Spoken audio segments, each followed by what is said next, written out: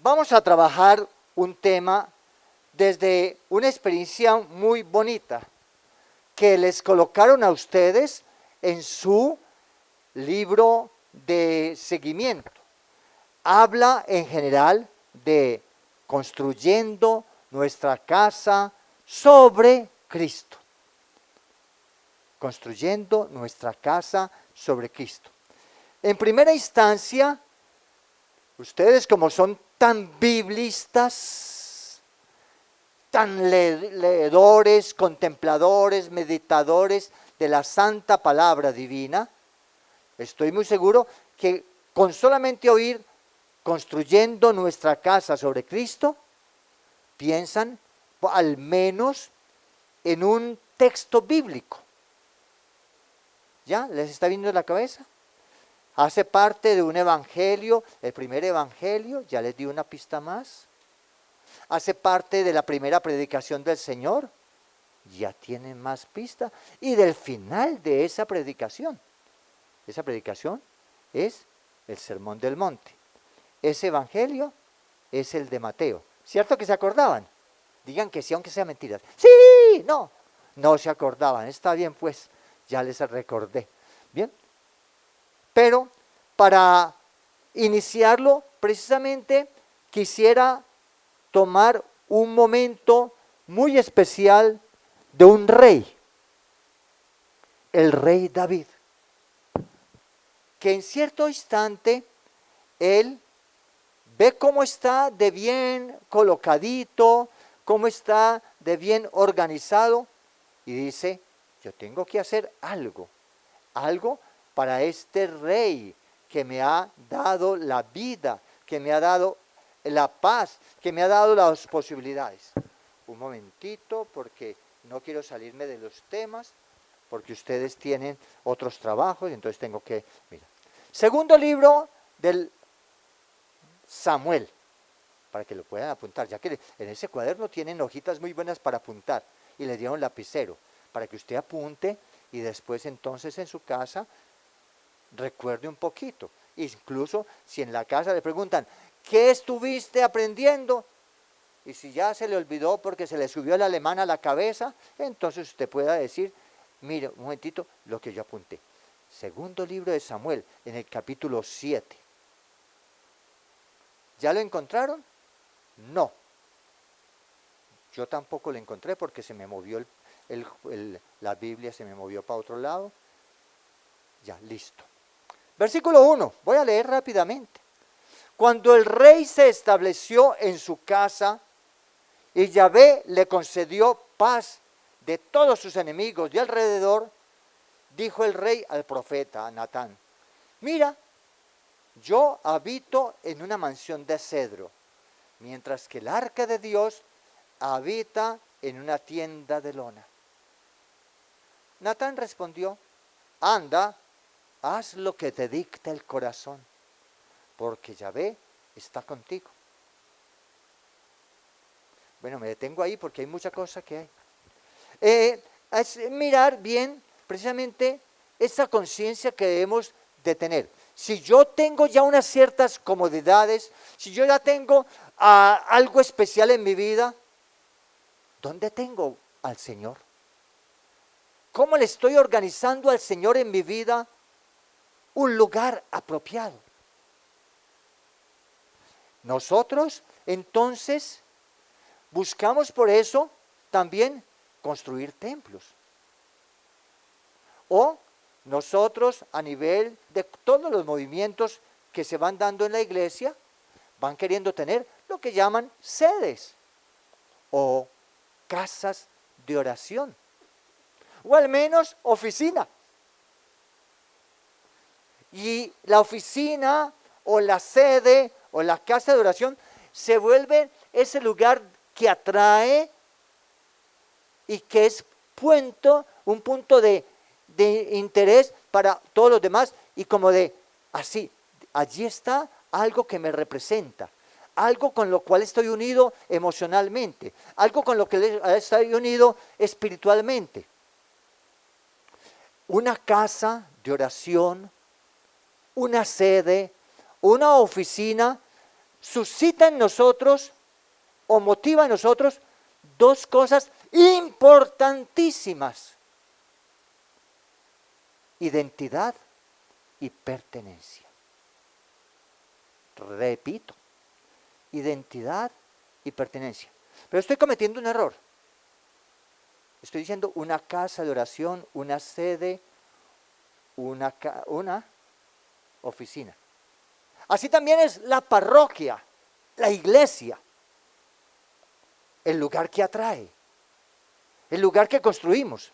Muchos de ustedes tal vez les haya tocado iniciar en su colonia o barrio, no sé cómo llaman acá, se me han olvidado los términos. Entonces han iniciado una parroquia desde un centro de culto y tal vez lo han iniciado con una enramada, con una chocita, colocándolo primero. Y era el lugar donde se dirigían los corazones y sabían que iban haciendo y ayudando a irlo construyendo. A veces, tal vez esto podría recordarles a muchos de ustedes, aunque aquí estamos verdaderamente muy lujosos, muy pintiparados, ¿no? Porque mire la elegancia que le pusieron. Y con buen pasto. En cambio, ¿cuántas casas, cuántas parroquias comenzaron a construirse en arenero, ¿no? En un tierrero, donde las sillas no eran unas Rimax, bueno, no puedo hacerle propaganda a nadie, ¿no? Unas sillas de esas, sino que eran unos ladrillos con unos tablones. Y podría hacer memoria de eso por una cosa. Cierto que se valora más y tenemos más sentido de identidad y de pertenencia cuando recordamos los inicios desde la pobreza, desde la dificultad. Tal vez hoy ustedes están haciendo memoria a 45 años de la RCC aquí en esta zona. Lamentablemente, no tenemos aquí una pequeña historia. La tienen preparada para durante el evento. Entonces la veremos, ¿no? Esa pequeña historia, porque rememorar la historia es rememorar luchas, esfuerzos, trabajos, quehaceres, dificultades, obstáculos, oposiciones. El que olvida su historia se vuelve un acomodado. Mire lo que pasa hoy, sin quererme salir del tema, con mucho joven. No sabe la historia de lucha, de esfuerzo de sus padres, y todo la toman fáciles. Es una generación light, una generación cómoda, una generación de cristal, porque no valoran el esfuerzo, la lucha, porque no conocen la historia. ¿O cuántos en la iglesia misma pueden pretender criticar, cuestionar, juzgar y hasta reclamar cuando no han sido artífices del esfuerzo, de la lucha, del trabajo, de las madrugadas para poner y prender la leña, para poder cocinar comiditas, para vender comidas los domingos y poder así construir algo? Porque estoy seguro que muchos de ustedes les tocó construir su templo parroquial de ese modo. Y tal vez muchos de ustedes pueden recordar cómo comenzó la renovación aquí en este sector hace 45 años.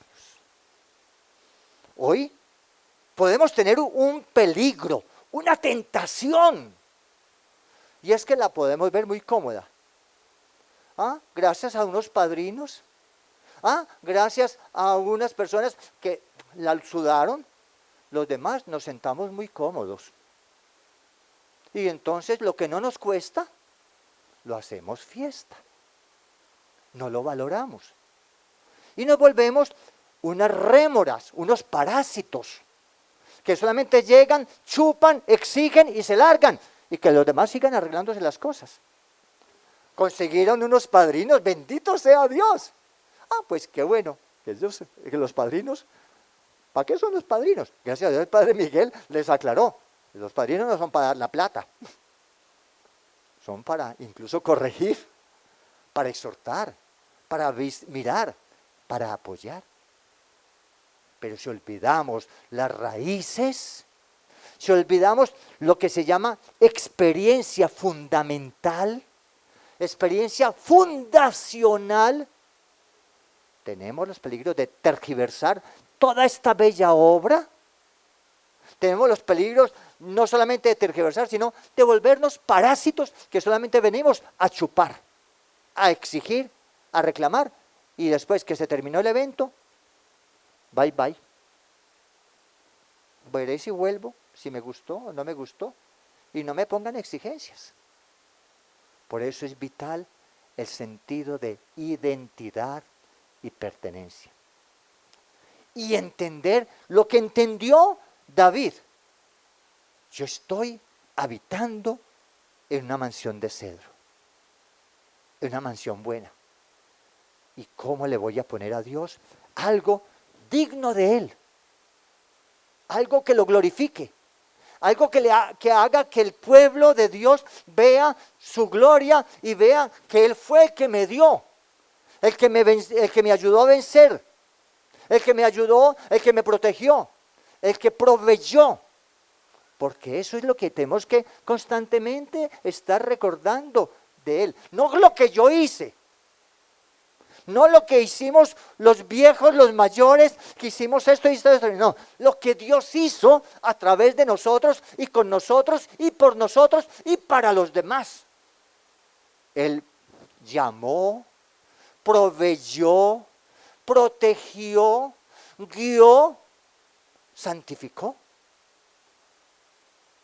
Yo vivo en mansión de cedro. ¿Dónde quiero poner al Señor? Y por eso es muy lindo lo que el profeta Natán le llega y le dice: anda, haz lo que te dicta el corazón. Yo lamentablemente no conozco profundamente a los directores o coordinadores o servidores mayores de aquí. Solamente por teléfono me tocó aguantar a Amparito. Y ella me aguantó a mí porque a ella no le dijeron lo que tenía que hacer cuando me llamara. ¿O sí le dijeron? No. Cuando me van a llamar a mí tienen que tener media hora de oración para que yo conteste. Y otra media de oración porque yo no contesto. Y se dio cuenta. Soy malo para contestar. Bueno, si estoy metido siempre en estas cosas o en confesiones, entonces está uno que no, y eso le tuve que advertir. Hasta que por fin la insistente, la intensa, que ya parecía hipertensa, le contestó el padrecito, ¿cierto? Pero no es solamente el esfuerzo de la pobre, es de todos, de cada uno. Pero Amparito y los demás buscaron hacer lo que les dictaba el corazón. Pero estas obras no se hacen solamente con el corazón. Ahora bien, estamos viendo esto tan bonito. Pregunto yo, que soy chismoso y metiche: ¿visitaron al dueño de la casa o no alcanzaron? Llegaron directamente a sentarse a calentar silla. Ay, qué vergüenza con jefe. El jefe de la casa está allá adentro, en lo que llamamos el Santísimo, un lugar de oratorio, que es el lugar central de la casa. Y cada vez que toquen la puerta, saludan al hermano que les abra. Si ven que tiene mala cara, no les importe, sonríanle y vienen donde el dueño de la casa. Y pregúntenle a él. Y después busquen todo lo otro que quieran buscar. El sana que sana, la oración, el librito que le van a ver, que quiere comprar, la novenita que quiere hacer. Pero primero, ¿quién? ¿El quién? El dueño de... ¿Quién? El dueño de la casa. No se les olvide, Él es el... No doña Amparo. No los honorarios que ayudaron. No los... ¿Cómo es? Los padrinos. El dueño único de la casa es Jesús. Si el Señor no está, y ustedes tienen un privilegio, se los dejan estar. Entonces, podríamos decir, tenemos templo por construir, tenemos casa por construir, pero ¿cuál es el templo que debemos construir o casa que debemos construir? En primera instancia, yo mismo. Tú como templo del Espíritu, eres el que tienes que hacer un esfuerzo por construir o por renovar, o por restaurar. Y no estoy hablando de ese cuerpo desbaratado y especial que yo tengo. Así soy capillita del Espíritu. Algunos tienen templo y otros tienen santuario, ¿no? Y otros tienen, ¿qué catedral? Inmensa.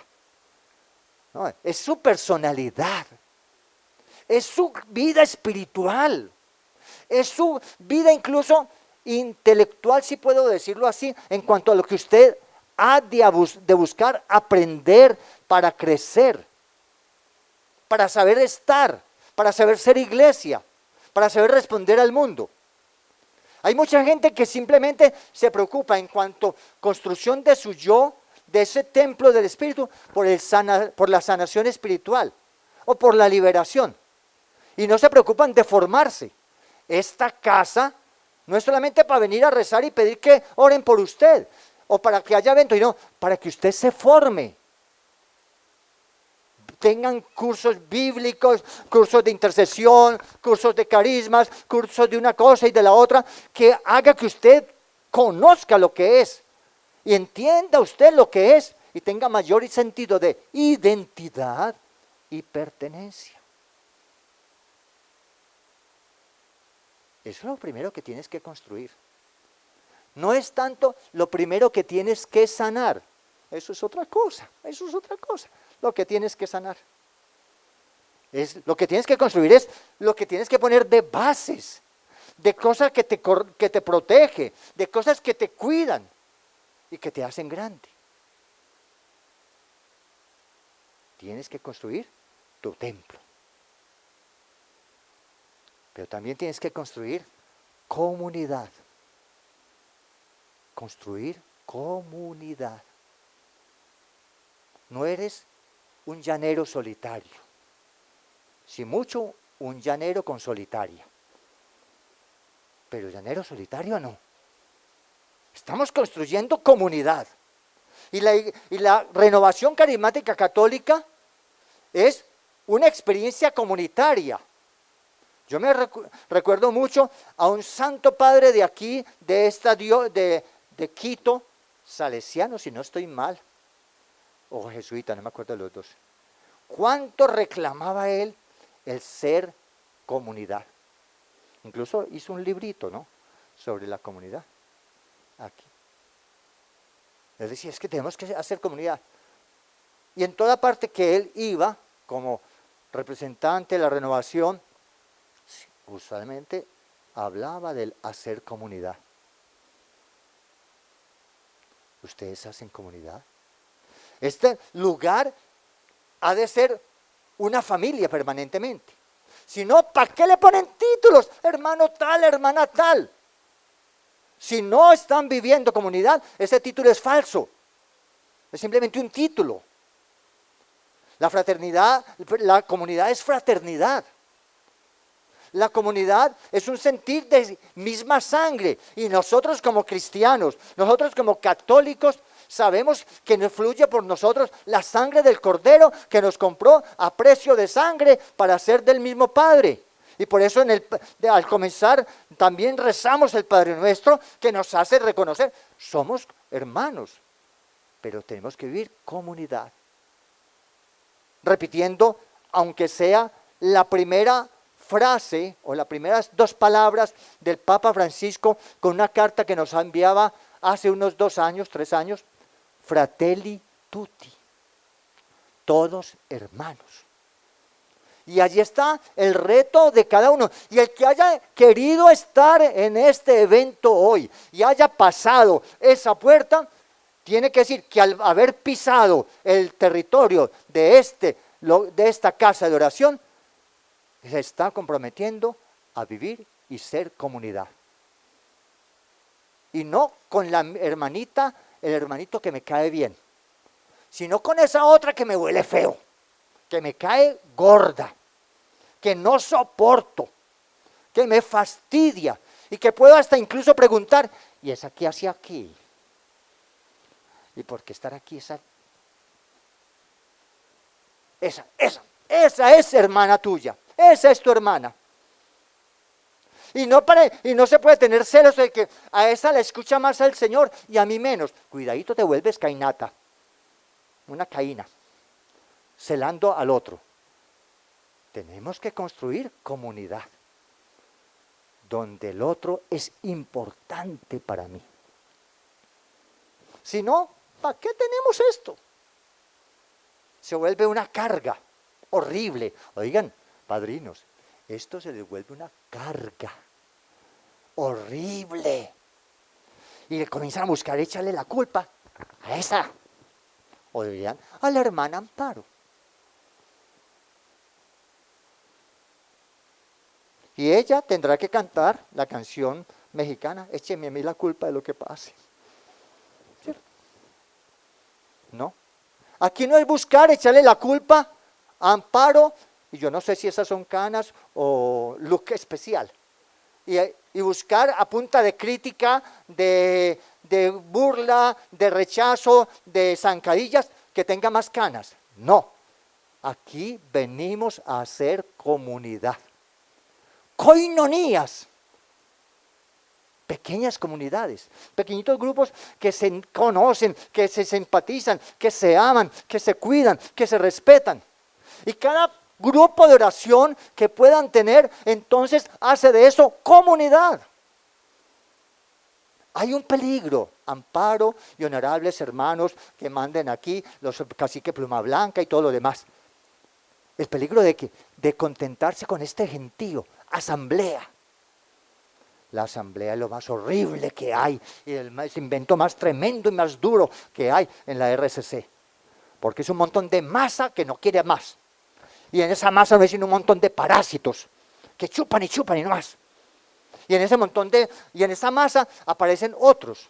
Yo los llamo fariseos tamaleros. ¿Por qué tamaleros? Porque como se sienten que son los santos, como se sienten que son los buenos, todo lo demás está mal. Eso que hizo ella está mal. Lo que hizo el otro está mal. Y cuando han sido dirigentes y se han mandado mucho, entonces, ayer lo hablábamos en conciertamente, el síndrome de abuelo, y cuando tenemos el síndrome de abuelo, nos volvemos tamaleros. Eso está mal. Ya lo hacen como no, en mi época se hacía así. Eso otro está mal. ¿Por qué lo hicieron? ¿Por qué pusieron esa cosa? Esa cosa está mal. ¿Y por qué se inventaron? Y ese grupo está mal. Tamaleros. Construir comunidad puede tener el riesgo de tener fariseos tamaleros. Pero no, los fariseos tamaleros dañan, perturban, destruyen, carcomen, matan, dividen la comunidad. Por eso es vital que al estar inaugurando esto hoy aquí, podamos entender este reto maravilloso, no solamente de hacerme yo el templo presente del Señor, sino también la comunidad. Pero también es construir iglesia. La renovación carismática católica en el mundo, como corriente de gracia, no es una corriente que hace un propio pozo y de ese propio pozo hace una laguna y de esa laguna hace su propio lago. No, como corriente se mete en la iglesia y llena de gracia, de alegría, de fuerza, de entusiasmo, de doctrina, la vida de la iglesia. No somos un grupo aparte de la iglesia que suple la iglesia. Somos parte de la Santa Iglesia Católica Romana, Apostólica, Universal y Santa. Somos iglesia. Casi que cuando decimos aquí a edificar este lugar, estamos diciendo a edificar la iglesia. Y por eso, quien vea esta casa, al ver la iglesia. La iglesia. ¿Están dispuestos a construir iglesia? ¿Para qué pidieron ¿Para qué pidieron a un padre que venga a bendecir si después van a estarle haciendo competencia al padre? ¿A la parroquia? No. Servirán a la parroquia. Servirán a la comunidad. Y la parroquia aprovechará también Y no será, entonces aquí hacemos catecismos, aquí hacemos una cosa, aquí hacemos de todo, y el Padre allá sin ayudante, sin nada.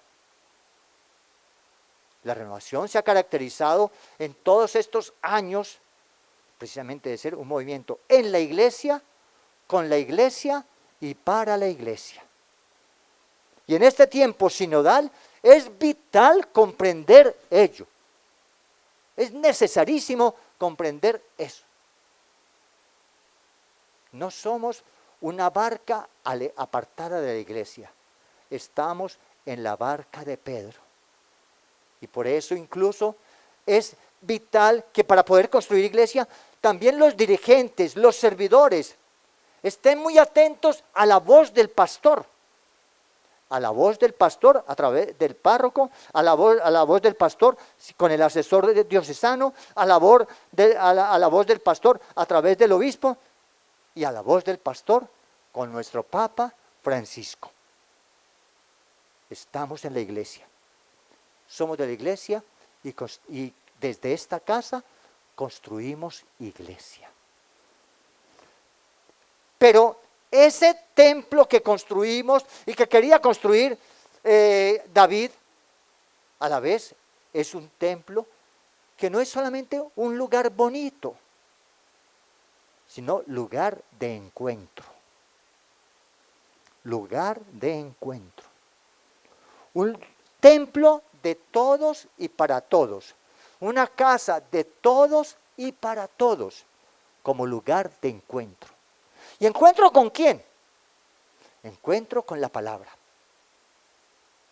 Encuentro con la Eucaristía. Encuentro con Dios en la oración. Encuentro con el hermano. Lugar de encuentro. Yo no sé cuál es el nombre de esta casa, que yo entré y no sé dónde estoy metido. Sé que estoy en San Golquín. Y casi que a la migra le digo que me vaya para otro lado. ¿No tiene nombre la casa? ¿Y qué nombre le pondremos? Materilerilero. Ese nombre no les gusta. A ver, ¿cuál es el nombre? Perdón. Ay, perdóneme, es que se me salió la mala cara. Eso es cara de hipócrita. No tiene nombre. ¿Quién hace nacer un niño y no le pone nombre? Ya le quedó tarea al Padre Miguel. Si yo le estaba cambiando al Padre Miguel el apellido, Padre Miguel le va a tener que ayudarles a ponerle nombre a esto, porque el nombre de algún modo dice la identidad, ¿cierto? Los burros de Jesucristo, ¿cierto? Las palomas guarumeras. Cualquier cosa de esas, algún modo dice lo que son. Es como cuando a usted le pusieron un nombre, usted tiene un nombre. Usted tiene incluso tal vez un patrono. ¿Cuál es el patrono aquí? ¡Wow! Pero ¿qué tiene? Con ese patrono. ¿Quién le puso ese patrono? Se lo está inventando aquí. Miren lo vital de una casa que tiene nombre y patrono. Y les digo una cosa, más que una sede, casa de oración. Porque una sede es una oficina.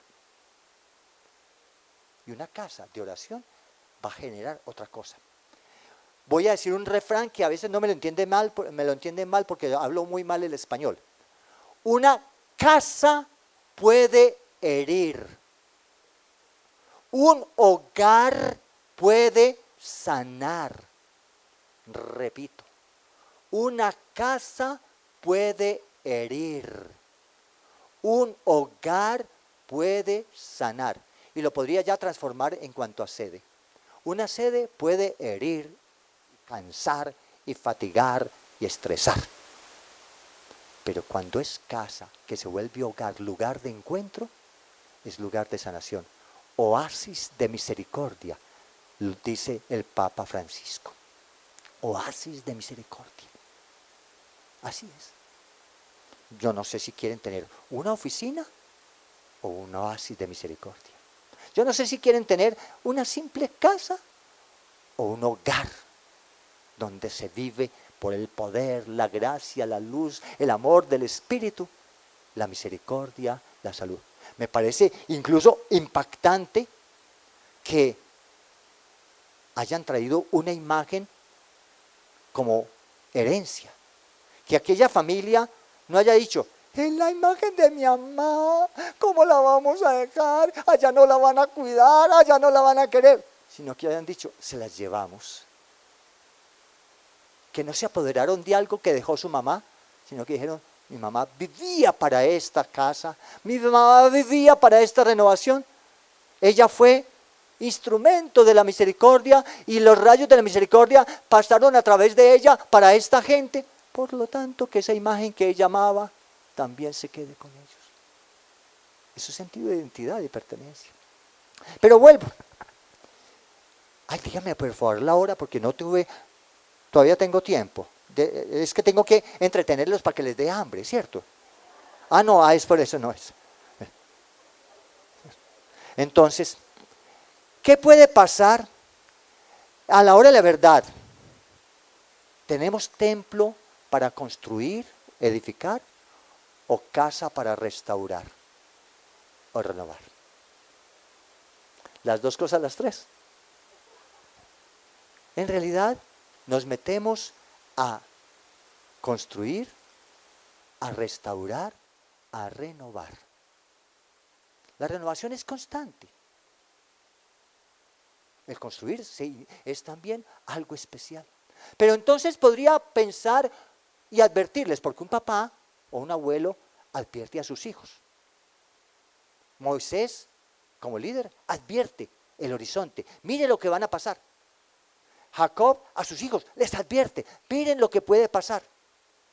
Jesús a sus discípulos les advierte, miren, cuando yo me vaya se van a meter entre ustedes como personas, como lobos que quieren dañarles. Pablo cuando se despide advierte, yo no me estoy despidiendo, tranquilos, les toca aguantarme 2 días, ¿cierto? Pero sí tenemos que advertirnos qué cosas pueden deteriorar la casa. ¿Qué situaciones pueden deteriorar la casa? Y lo aplicaría a la familia, lo aplicaría incluso al sacerdocio y todo. Esto es parte incluso de un retiro que di a sacerdotes hace como 4 años antes de la pandemia, en una diócesis. Mirando lo que podía deteriorar esa vida de iglesia y esa vida de parroquia. Voy a comenzar por lo primero que uno puede ver. El desaseo. El desaseo. El desorden. Lo vemos físicamente, pero piénsenlo como una imagen de algo que puede ocurrir. Si están viniendo constantemente los dirigentes, los que están constantemente aquí, los servidores, con un desaseo espiritual, en pecado, ya saben lo que pasa. Ahí mismo el diablo como cucaracha entra y comienza a comerse todo. Y a ir derrutiendo de a pedazos, y a poniendo nidos que van afectando y generando incluso malos olores. Cuando hay desorden, donde no hay claridad por dónde vamos, por donde no hay claridad de las cosas puestas en su sitio, también hasta las ratas se van metiendo para hacer nido en cada lugar. Y el demonio se mete como en rata. Roba corazón, roba esperanza, roba fuerza, roba de todo. Y deja mal olor, orín de rata. Eso es lo primero que podríamos decir que puede ir degenerando una casa, una comunidad, incluso una familia. Cuando en una familia papá y mamá no ponen orden, se lo llevó el que los trajo. Se lo llevó el que los trajo, ustedes lo saben. Cuando en una familia papá y mamá no viven vida limpia, ya saben cómo van a estar sus hijos. Las enfermedades que van llegando. Cuando no hay limpieza, entran enfermedades. ¿Cuántas enfermedades han entrado en las casas, en las familias? ¿Cuántas enfermedades han entrado en las casas de oración? Cuando ha habido no limpieza de corazón, sino desaseo. Y puede haber otra cosa más. Falta de mantenimiento. Las casas, por más bonitas que sean, exigen mantenimiento, ¿no? Ustedes las señoras saben muy bien, es barrer y todo eso, pero de vez en cuando dicen, ya se está descascarando. Hay que hacerle el tune-up, dicen por ahí, ¿no? Hay que hacerle mantenimiento, volver a pintar, revisar conexiones que están mal hechas o que están como fallando. Incluso revisar los techos, porque en el techo le va cayendo hojarasca y la hojarasca se enreda en las canaletas, y cuando viene la lluvia vienen los tapones y nos tumban los techos, ¿cierto? Si usted no le hace mantenimiento, ese mantenimiento es vital en la vida de la iglesia, por ejemplo, con la renovación de los comités o equipos o consejos. Esa forma de mantenimiento. Ese mantenimiento en la iglesia también es vital con lo que llamamos formación permanente. Es vital. Si no, nos quedamos en las 3 M's. Y los pachas y otros que me conocen de años saben cuáles son las 3 M's, ¿cierto? Que el Papa ya me puso 2 M's más. Las 3 M's son los mismos con las mismas y en las mismas. Y la renovación aquí, como en muchas partes, ha dolido de las 3 M's. Le ha faltado mantenimiento. Los mismos con las mismas y en las mismas. ¿Y saben cuáles son las otras 2 M's que el Papa puso? Pero no se me vayan a enojar. Me pueden solamente mirar a mí. Momias de museo. Fuertes. Momias de museo. Y eso nos puede ocurrir a los mayores, a los ancianos en la renovación. Momias de museo. Los que llevamos 45 años o más, de aquí en cuanto acá esta casa, podremos ser, si nos descuidamos, momias de museo que quieran que los demás estén en las 3 M's. Los mismos con las mismas y a la misma. ¿Y por qué cambiaron? ¿Y por qué hicieron esto? En mi tiempo, en mi época, yo hice esto. Ay, ya las momias de museo se están animando en la noche del museo. Sigo con algo más que puede ir dañando esto. La maleza. ¿Cierto que la maleza a veces la vemos como bonita y nos parece simpática? ¡Ay, esa uña de gato cómo es de linda!, dicen las señoras, y dejan que se le vaya pegando al muro, y después esa uña de gato con todas esas raícitas va dañando y haciendo caer el muro. Y así otras plantas que parecen bonitas son pura maleza. También lo podemos llamar cizaña, como el Señor llama la cizaña, que se siembra, que la siembra el enemigo, el adversario, para hacerle daño al sembrado que han hecho bueno. Pero ¿cuánta maleza dejamos meter? ¿Cuál es la posible maleza que podemos meter nosotros en la renovación? Un montón de ideologías o innovaciones que no van a lo propio, pero que nos parecieron bonitas. Que nos parecieron bonitas. No sé cómo es aquí, yo hablo porque vengo de otro país y lo que he visto en ese otro país y en otras partes. Por ejemplo, muy bonito, no sé si lo hacen aquí, los muros de Jericó. No, entonces no les voy a hablar de eso para que entonces no les se antojen, ¿cierto? Gracias a Dios. Pero muy bonito, en otros países, la novena de la prosperidad. Tampoco es maleza de aquí. ¡Gloria a Dios! Este sitio está libre de pecados, Señor. ¿En dónde me metí? Estoy pisando tierra santa. ¡Ay, mamá mía!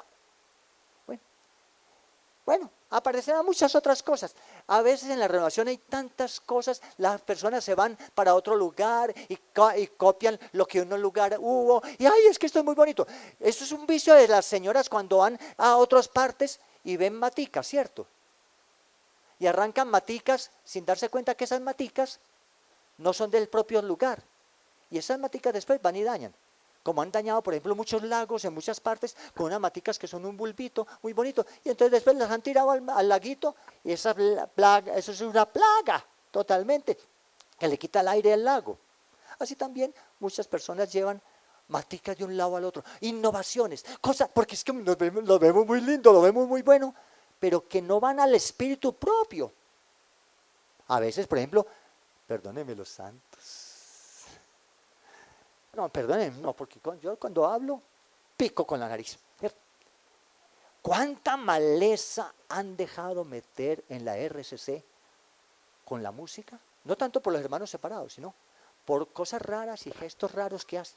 Yo no sé si aquí cantan ese de que me quema, me quema, me quema. ¿Sí? ¿Y cómo lo hacen? Me quema, me quema, me quema, me quema, me quema. Y unos gestos raros que a veces, ese de que me quema, me quema, me quema, a mí me parece que parecen pollo rostizado, pollo a la brasa. ¿Cierto? O le van metiendo como un cierto ritmo. Y la gente en vez de danzar, baila y le da gusto a la langarilla. Y ahí sale la señora tal. Y uno dice, ¿esta vieja qué está haciendo? Y eso escandaliza a los sacerdotes. Y eso es maleza. Eso es maleza. Yo no estoy en contra del canto carismático, porque soy carismático más viejo que ustedes y se nota la vejez, ¿cierto? Ni en contra de la danza. La danza litúrgica es bella. Pero una cosa es danzar para el Señor y otra cosa es darle gusto a la langarilla. Gusto al cuerpo, ¿va? Ay, es que yo me siento. Y entonces meten cualquier lambada. Y ahí está el problema. Por ejemplo, a veces el Cordero de Dios, ustedes me han oído, ay, y los he corregido. El Cordero de Dios lo ponen bailable. Y la gente en vez de darse cuenta que es un canto y una oración de reconocimiento de la limitación, piensan que es para aplaudir y para sentirse contentos. Y son, Señor, ten piedad, Señor, ten piedad. Eso es maleza, porque va tergiversando el sentido del culto a Dios. Porque va tergiversando y empañando lo propio del culto al Señor. Y nosotros los carismáticos nos gusta mucho la maleza. Podría hablar de otro riesgo que puede generar el deterioro de la casa, de la comunidad, de la vida eclesial. La humedad. Eso lo notamos más las personas que vivamos en tierras de mucha calor húmedo o también de mucha lluvia. Si no se está secando constantemente, la humedad se va subiendo y trae moho, musgo y otras cosas que enfría la casa. Y en vez de respirar aire puro, la humedad genera, gracias a Dios no está aquí la autora, porque si no me corregiría, ¿no? La autora Connie, que ayer estaba con nosotros. Pero pregúntenle al doctor, los daños que trae la humedad en una casa, asmas, EPOC y otros tipos de enfermedades, incluso hasta de la piel. La humedad también la podemos ir teniendo en nuestra vida. Y cada cual puede pensarla en la vida de una comunidad. ¿Cuáles son los estilos de humedades que van dando? Que van trayendo moho. Porque no se seca a tiempo. Y para ir terminando, otras 2 más o 3 más. Ya llevo como 4, ustedes van apuntando.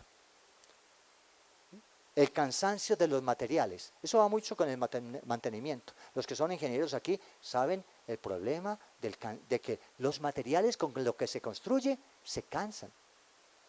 Y hay edificios que se han derruido por cansancio de los materiales. Y a veces no es solamente el cansancio de los materiales, sino materiales defectuosos. Nosotros como iglesia tenemos más ese reto o ese riesgo, porque ninguno de nosotros es perfecto. Somos materiales defectuosos. Y por lo tanto, entonces, hemos de vigilar el cansancio de los materiales para que así haya lozanía. Una posible forma de cansancio de los materiales es los reglamentos, o ¿cómo diríamos? Los reglamentos u órdenes en las formas de hacer las cosas. Ahí estábamos hoy recordando una experiencia mía muy simpática hace 20 y pico de años aquí en Quito. Cuando los dirigentes que dirigen un grupo de oración, entonces ya tienen delimitado qué es lo primero, qué es lo segundo, qué es lo tercero, qué es lo cuarto, qué es lo quinto, qué es lo sexto en el grupo de oración. Y no se pueden mover de eso, porque si se mueven, está mal. Entonces, ¿qué trae eso? cansancio de los materiales. Porque ¿qué genera? Monotonía. La monotonía. Y la monotonía fatiga tanto al que está trabajando como al que está recibiendo. Si uno está con el mismo cuento, ¿qué dicen? Cantaleta, la misma cantaleta, el mismo sermón, el mismo cuento. Ya se cierran los oídos. Hay cansancio de materiales. ¿No les pasa eso a ustedes también a veces en alguna parroquia, con algún sacerdote? Y lo que le dicen sus hijos. Ay, ¿yo para qué voy allá? Es el mismo cuento, la misma cosa. Porque hay cansancio de materiales. Y si los del ministerio musical en una misa son con los mismos cantos, hay cansancio de material. Y entonces deja de atraer y se queda la gente simplemente aplaudiendo, aplaudiendo, aplaudiendo, hasta que se cansan y se sientan y ya no les funciona. O cuando entonces tenemos las asambleas y como la gente a las asambleas no trae la Biblia, se quedan dependientes del predicador. Y se quedan dependientes del que ora aquí y ya dejan de orar allá, ya dejan de leer la palabra ahí. Y se va dando cansancio de material. Los esquemas son peligrosísimos. Volvernos esquemáticos es peligrosísimo. Trae cansancio de material. Y si el material es defectuoso, peor. Pero también he visto que se han destruido casas, y eso nos pasa mucho en nuestro territorio, por ejemplo, en Medellín, que se construyen las casas en lotes, y ahí comienzan a montar la chocita, y después salen apareciendo que son capaces ya de hacer hasta el segundo piso, pero mal planeadas. Mal planeadas. Así también en nuestro bellísimo movimiento. A veces hay falta de planeación, y se van. Es que esto es bonito, montémoslo aquí. Es que esto es una oferta, montémoslo aquí. Es que esto me lo regalaron, montémoslo aquí. Y entonces vamos metiendo cosas sin planeación. Y es vital la planeación. Incluso me devuelvo al cansancio de los materiales con algo que veo, sin demeritar la obra de Zambrano y de todos esos grandes hombres que construyeron Renovación aquí en Ecuador y en Quito. Eduardo, que yo todavía sigo utilizando un libro de él que me fascina, que quería ver si lo conseguía aquí, no lo conseguí. Es que los libros también hay que actualizarlos. La formación hay que actualizarla. Todos estos cursos de discipulado, es la forma de hacer el seminario de vida en el espíritu, y todo eso hay que actualizarlo. Eso es parte de lo que llamamos nueva evangelización. Y en ese sentido, en cuanto a lo que editamos, lo que publicamos, hay cansancio de materiales. Y a veces también nos toca a nosotros volver y buscar esos libros antiguos para descubrir cosas bellísimas que ya no se están aprovechando, pero que vuelven a tener actualidad por las circunstancias o situaciones que se viven. Pero puede haber cansancio en los materiales cuando utilizamos el libro sin actualizar. Y entonces nos quedamos con cositas que ya como que no jalan o no le dan al punto total. De allí entonces que al mal planeamiento se puede dar el materiales defectuosos y cansancio de materiales. Por eso hay un reto. Este reto de ustedes aquí es vivir la sinodalidad, lo que la iglesia está viviendo. Caminar juntos. Repito, el reto para construir, restaurar y renovar es caminar juntos. En ese caminar juntos no es uno solo el que construye, somos todos los que estamos construyendo.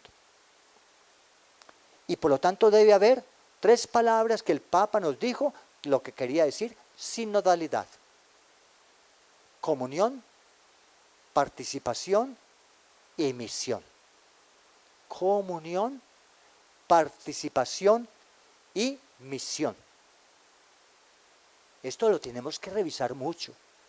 Yo estoy seguro que a ustedes les llegó, como dirigentes, a su tiempo un documento que enviaban los obispos para que ustedes respondieran, y los obispos lo recogían por diócesis y luego lo llevaban por conferencia episcopal y después se llevaba a Roma.